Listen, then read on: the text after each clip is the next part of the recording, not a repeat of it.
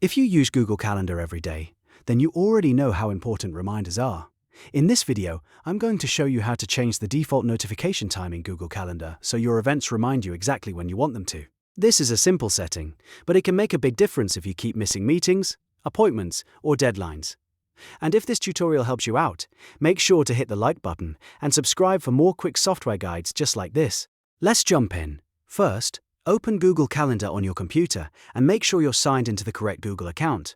Once you're in, look toward the top right corner and click the Settings icon, which looks like a gear.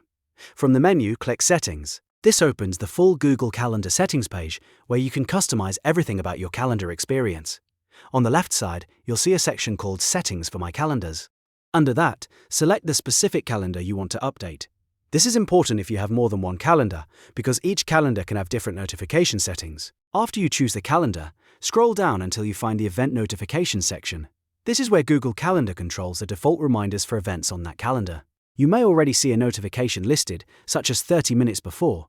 To change it, click the existing notification and adjust the time to whatever you prefer. You can choose something like 10 minutes before, 1 hour before, or even 1 day before, depending on how much advance notice you want. If you want more than one reminder, click Add Notification and set up an additional alert. For example, you could keep one reminder for 1 day before and another for 10 minutes before, which is a great way to make sure nothing slips through the cracks. You can also decide whether you want the reminder to show as a notification or as an email, depending on how you like to stay informed. Once you make your changes, there's no separate Save button to worry about. Google Calendar saves your updates automatically, so you can simply close the settings page when you're done. Then go back to your calendar and create a test event if you want to confirm the new default reminder time is working the way you expected. And that's it.